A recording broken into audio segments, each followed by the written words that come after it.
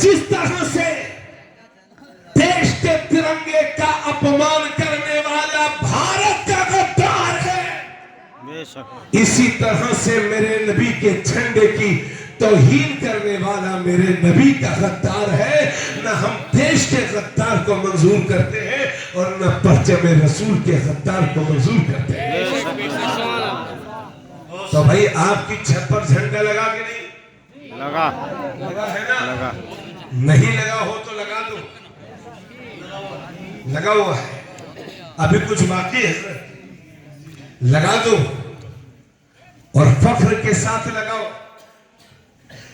और तिरंगे के साथ साथ परचम रसूल भी लगाओ। 12 रबीउल अव्वल शरीफ के मौके पर झंडे भी लगाओ और नारा भी लगाओ कि ये है मेरे नबी की शान, बच्चा बच्चा है कुर्बान। ये नारा बड़ा लाजवाब है, मगर उसके मुंह से अच्छा नहीं लगता। जो शराब भी पीता है और नारा भी लगाता है, उसके मुंह से अच्छा नहीं लगता। जो सूद भी खाता है और नारा भी लगाता है, उसके मुंह से भी अच्छा नहीं लगता। जो दुकानदार है, कोई ग्राहक आया कि 1 किलो चीनी दे दो और ये 950 ग्राम तोल रहा है, मैंने 50 ग्राम वालों को आज तक करोड़पति बने नहीं देखा जी।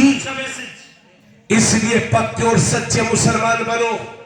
गौर से सुनो मेरी बातों को, गौर से, थोड़ा सुकून के साथ भी तकरीर करने दो। मेरी बहन बातों की आवाजें नहीं आनी चाहिए। ए भैया बिल्कुल खामोशी इख्तियार फरमाए। मेरे नबी ने इरशाद फरमाया, इस्लाम की बुनियाद 5 चीजों पर है। इस्लाम की बुनियाद 5 चीजों पर है। उनमें सबसे पहली चीज अल्लाह की तौहीद की गवाही, रसूलुल्लाह की रिसालत की गवाही, यानी इस बात की गवाही कि अल्लाह के सिवा कोई माबूद नहीं और मोहम्मद सल्लल्लाहु अलैहि वसल्लम अल्लाह के बंदे और उसके रसूल हैं। जब ईमान कंप्लीट हो गया तो एक मुसलमान के लिए सबसे ज्यादा जरूरी है 5 वक्त की नमाज जी, नमाज, उसके बाद ज़कात, उसके बाद जिंदगी में 1 बार हज और उसके बाद 1 महीने के रोजे जी। आप में से अक्सर वो लोग होंगे कि जिन पर हज फर्ज हो गया होगा।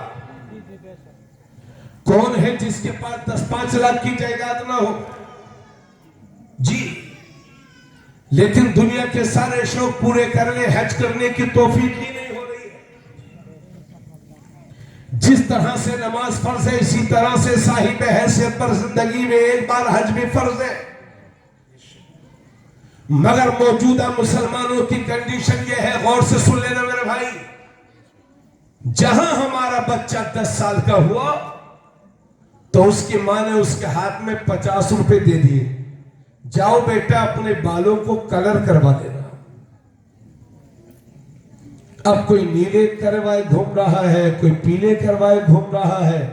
अल्लाह ने अच्छा खासा मर्द बनाया तो कोई कान छिदवा के दुनिया पहने घूम रहा है। 15 साल का हुआ तो अब्बा ने 50,000 का मोबाइल लेके दे दिया और जहां 18 साल का हुआ तो 2-4 गुटके मुंह में और लीड गले में, मोटरसाइकिल और मोबाइल, फटी हुई पैंट। ये है आज का मुसलमान। इधर देख लो सब लोग। और ईमान की कमजोरी का आलम यह है कि नाम पूछो, भाई साहब आपका नाम क्या है, तो कहते हैं हजरत लोग मुझे पप्पू कहते हैं। भाई तुम्हारा क्या नाम है? हजरत लोग मुझे शानू कहते हैं, मुझे मुन्ना कहते हैं, मुझे राजू कहते हैं। हमें कब तक मुन्ने राजू पप्पू बने रहोगे? अगर तुम्हारे नाम में मोहम्मद है तो अपने नाम को मोहम्मद के साथ बयान करो। इस मुसलमान का हाल यह है कि कोई हाथ में कड़ा पहन के घूम रहा है, कोई सोने चांदी की जंजीर पहन के घूम रहा है, कोई हाथ में टैटू बनवाकर घूम रहा है, ना मौलाना की सुनने के लिए तैयार है, ना अपने बाप की सुनने के लिए तैयार है।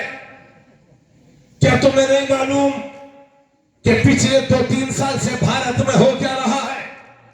कभी हरियाणा में, कभी पंजाब में, कभी इधर उधर चंद गुंडे मिलकर के मुसलमानों के बच्चों को घेर लेते हैं और कहते हैं ये बोल, वो बोलता है कुफरिया कलमात, वही मखसूस नारे, ये बोल रहा है, हाथ में कड़ा भी ये बोल रहा है, फिर भी मार रहे हैं। अब ये बोल, फिर भी मार रहे हैं। अब ये बोल, फिर भी मार रहे, बोल भी रहा है फला कीजिए हो, फिर भी मार रहे हैं। अल्लाह तुम्हारे जानो माल की हिफाजत करे। लेकिन मेरी कौम के बच्चों और ए लोगों, अपने बच्चों को ये नसीहत करना, बेटा जिंदगी की आखिरी सांस तक कलमे का दामन ना छोड़ना और मर जाना मगर कलमा कुफ्र जबान पर ना लाना। बस मेरे दोस्तों, तुमसे यही कहने के लिए आया हूँ कि अल्लाह न करे आपके साथ ऐसे हालात पेश आ जाए, मगर किसके साथ कब क्या हो जाए इसकी कोई गारंटी नहीं है।